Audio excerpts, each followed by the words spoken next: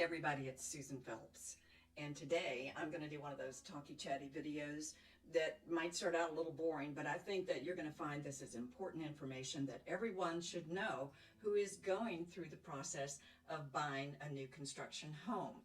Now, some of my customers have been going under contract, some of them waited on a list. Some of them waited a long time on a list, and some of them jumped feet first into the HABO process. But regardless, we've been learning as we go along.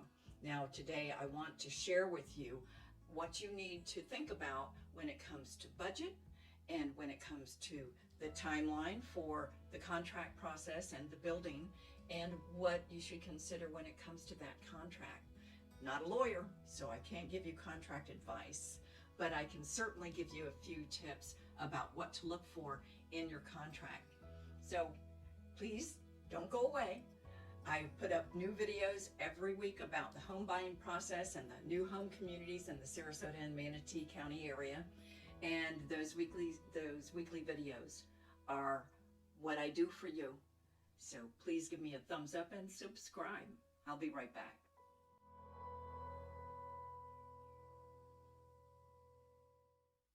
So, surprise, surprise.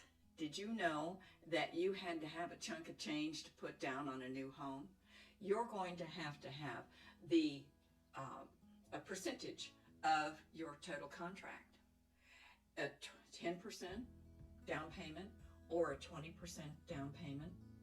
And some people are really surprised about that.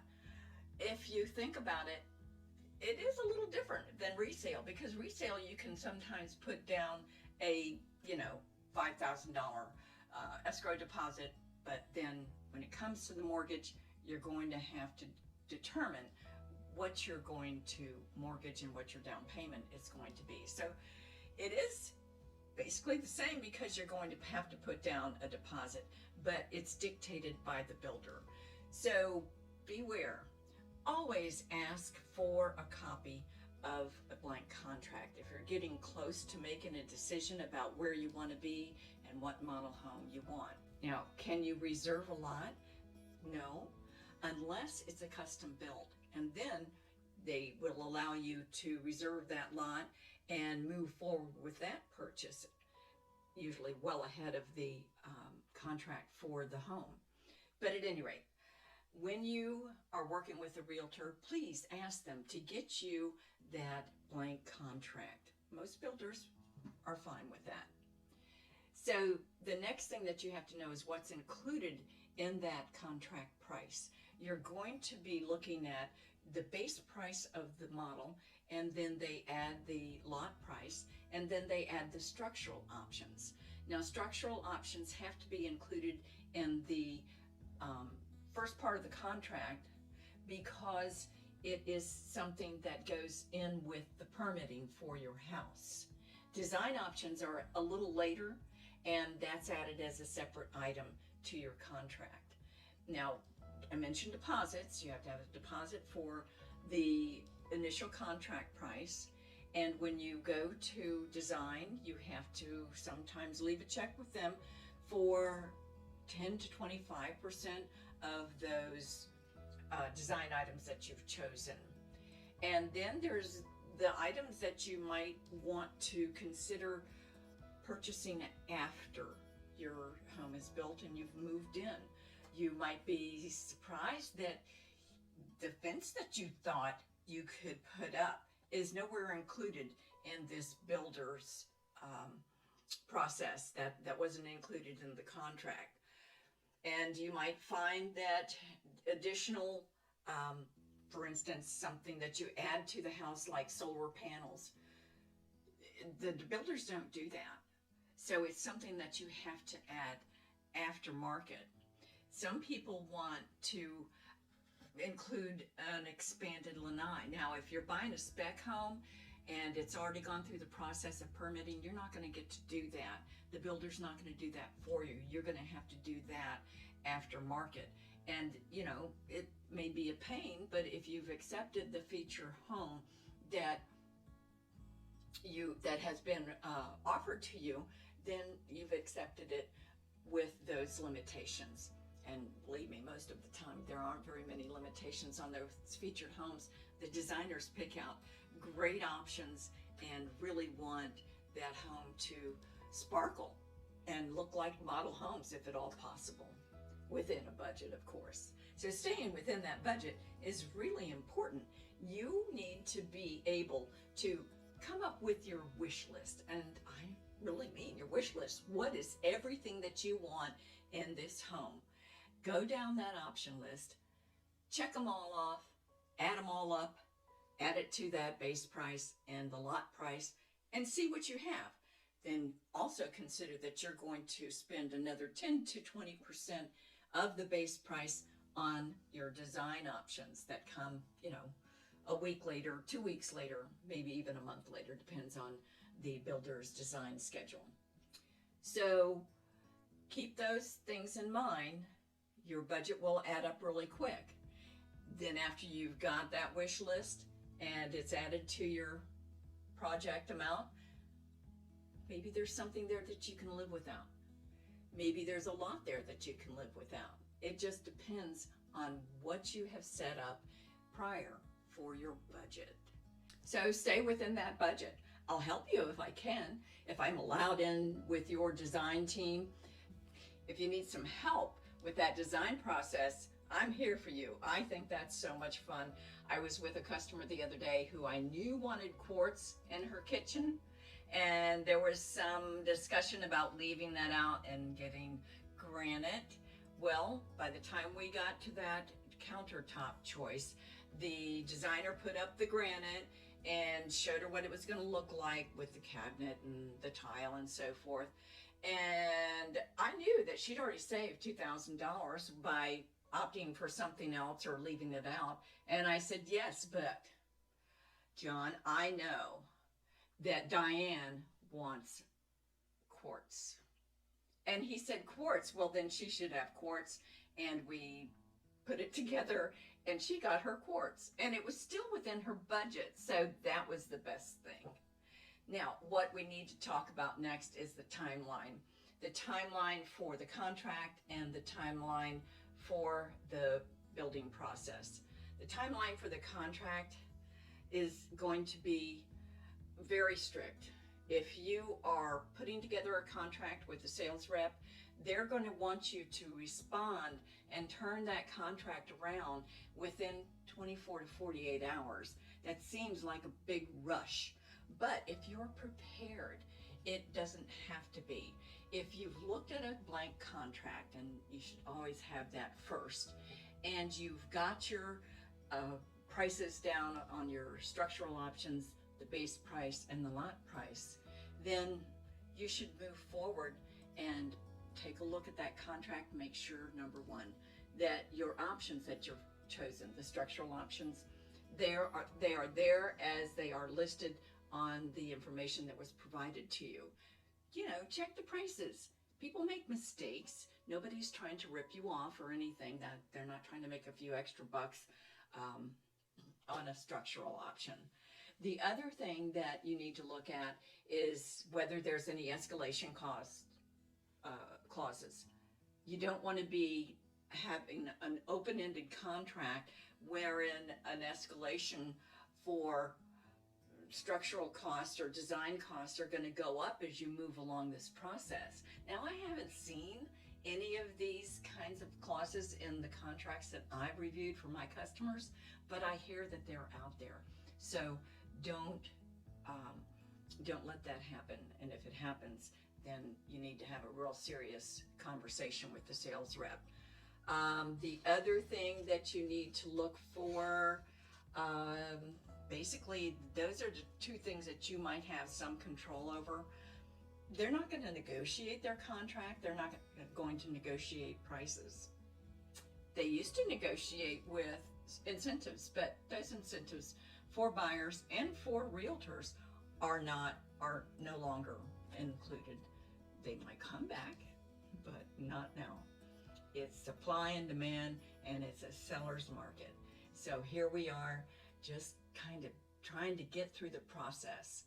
It's just not as easy as it used to be. Now, the other thing to consider about a timeline is the building timeline. You won't find that date in your contract as to when my house is going to be completed. They can give you an estimate of 12 months plus or minus a couple of months, unless it's a custom home, and then it's going to be a long time. It's going to be more like 18 months. But they're not going to put that in a contract so that if it rains, or if the construction was delayed because of labor shortages or because of supplies, like right now, they're not going to include that in the contract. It's a CYA for them, but I mean, really, can you blame them? Now, the next thing that you need to think about in your timeline is, what happens after I sign that contract? Nothing. Not for at least 2 to 3 months. It's going through the process of permitting, and nobody speeds that process along. You should see the number of shells and blueprints that are rolled up and put on that shelf that are waiting for those code inspectors to review and put their stamp on. And then as each process starts along, there are going to be delays for those inspections at different points in the construction. I've gone out and I've videoed a blank lot, and then a month later come out and video maybe the frame is going up, and then the month later maybe something else, maybe the walls are going up. It just depends on supply and labor. So, and I love doing that. I love seeing the progress, and I love sending people videos about what just is happening on their lot that they've purchased. So I think your rep will do that too, but if you're my customer, you can count on that. Now, if you're local and you're building, going through the inspection process with the construction supervisor is a piece of cake, and they do allow you to be present when they do those inspections. And each builder is a little bit different. The inspection might be done at, well, today I'm going to an inspection for someone who's building all the way from Oregon, and he can't make it to the inspection. So I'm going to go out there and meet with the construction supervisor. We're going to do a video of this inspection walkthrough, and it's a slab. The slab is poured, the plumbing has been placed, and they're going to do a review of that. Now, most builders will definitely do a pre-drywall inspection. In other words, you can go out there and see where everything is going to go before the drywall goes up. That's a really nice inspection. So you know, if at all possible, be here for that if you can. I'll be there in your stead, no problem. And then you have the inspection that is basically a walkthrough before you close. Sometimes builders call this a new home orientation. Now, I've been known to go around with my roll of blue tape and, you know, put tape wherever there's a missing spot of paint on a wall or something. They're going to fix all of those things. I mean, if you see a door that doesn't close quite right, or something that doesn't please you, that has something to do with the cosmetics, or, you know, the switches don't work, or all of those things are handled quickly and repaired, or, you know, remediated, so that you can close on your house the next day or two. It just depends on what the schedule is. So don't be afraid to ask for lots of information as you go through this process of building. Some builders just automatically send you, you know, pictures every 2 weeks. Some builders do it a monthly thing. Some builders call every week or every couple of weeks to give you an update when the process is moving along. But I'll always be checking for you. So I'm your feet on the ground. If you're doing a remote build, then you can count on me to be there for you. Next, I wanted to talk about the whole process in and of itself and how nerve-wracking it might be for you. I totally understand, and I get if you get cold feet through any part of the process, but I think that you'll find, if you're talking and communicating with the builder and with your realtor, that it's going to be okay, and you're gonna find that it's been worth the wait. I forgot to mention one thing. If you want an attorney involved in reviewing your contract, that's totally up to you. You might take that blank contract and run it by your attorney to see if there's anything that you need to be concerned about.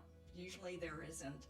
And also I wanted to let you know that your realtor can stay as involved as you want them to. And please get a realtor for this process. It doesn't cost you a cent more. If you go into a new home community and you register without your realtor, they're not going to let you, find a realtor and then feel like you need to be represented and then insert that realtor into the process, at least not usually. You need to have your realtor with you when you go to the new homes. And here again, there's going to be no additional cost to you. I hope that this has answered some of your questions. If you have any other questions, please comment below. If you're thinking this is a little long, it is a little long, but you can find below in the description the timestamps for each subject that I've covered in case you want to review. So please keep watching and subscribe. Give this video a thumbs up if you will, and I'll see you the next time. Bye-bye.